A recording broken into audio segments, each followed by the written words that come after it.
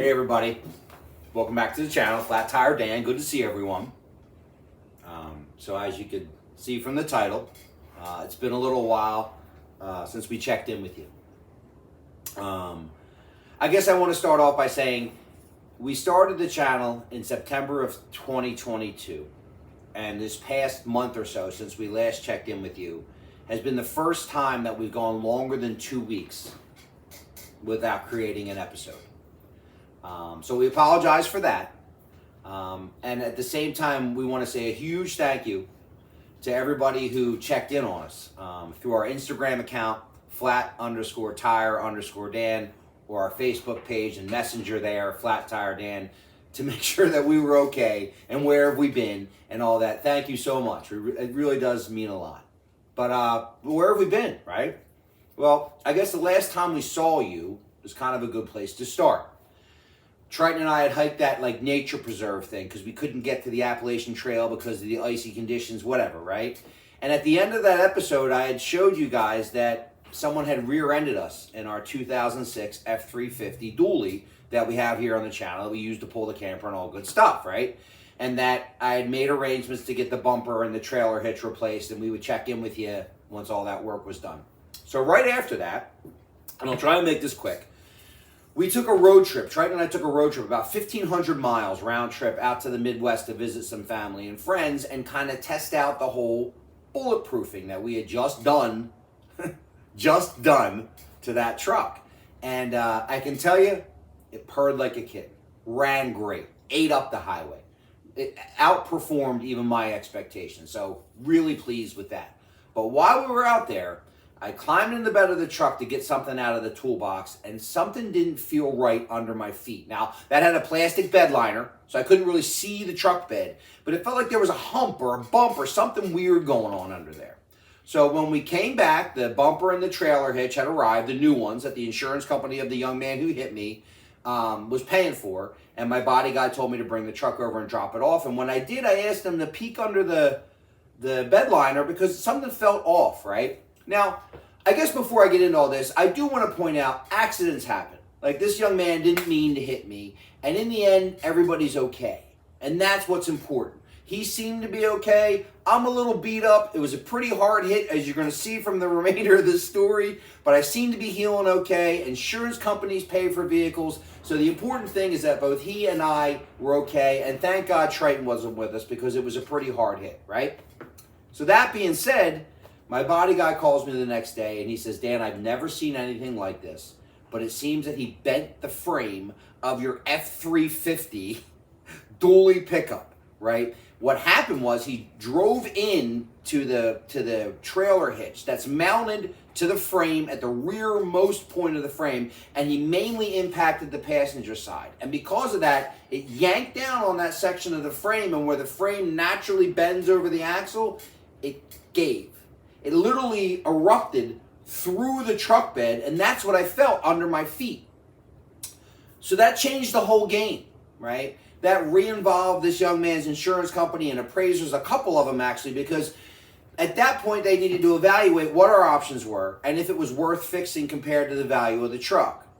Turns out that between frame replacement or frame fixing, bed replacement, bumper replacement, and trailer hitch replacement, the sum total of all those repairs were somewhere in the neighborhood of $16,000, which was more of the percentage of what the vehicle was worth that the insurance company was willing to pay, so they claimed it a total loss.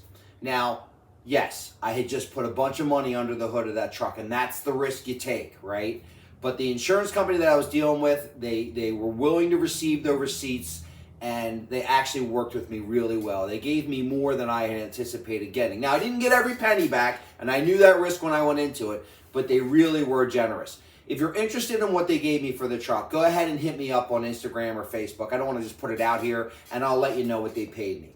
So, in the end, that truck was a total loss, which means that I've been really busy for the last few weeks negotiating with adjusters, getting receipts here and insurance companies there, and we just really haven't had the opportunity to create any content for you. So that's where we've been.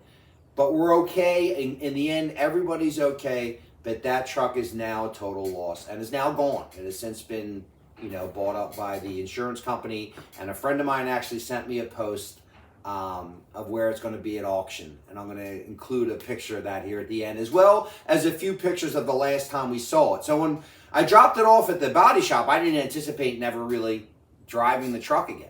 And then when they claimed it a total loss, they asked me to come get my stuff. So I grabbed some snapshots of the truck the last time I saw it, which was sad. Obviously, we loved that truck. We put a lot of work into it. But again, accidents happen. Nobody did anything on purpose, and everybody's okay in the end.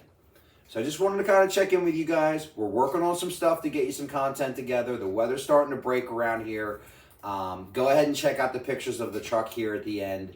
I think you'll find it a little remarkable. Again, unlikely. And again, the adjusters and everything said they really hadn't seen anything like that before. And then let's go outside real quick. I want to show you something else that's kind of come about through all this.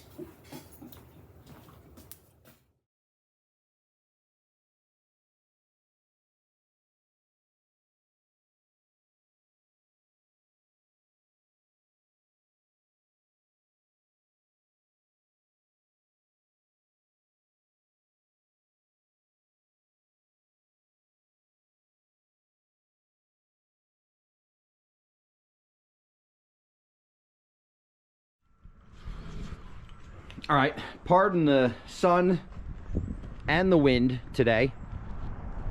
So this is where the dually used to sit, and it's sad. There's a camper, needs a bath. We booked our first few camping trips. Our first one is Easter weekend. We're going someplace interesting, and obviously we'll take you along with us. So now what? What do we do, right? What do we tow this with? Well, I mean, we've towed it with the 150 before. We can tow it with the 150 again. I mean, it's doable, although it's not optimal. We like to use something bigger. So what's next? This is next. 2017 F350 6.7 liter Power Stroke diesel dually. Now, it's really not ready yet for me to show you. One owner, low mileage, but there's some stuff I want to do to it before I introduce it to the channel. So stay tuned for that, and that's what's next. We will see you on the next one. Thanks for checking in.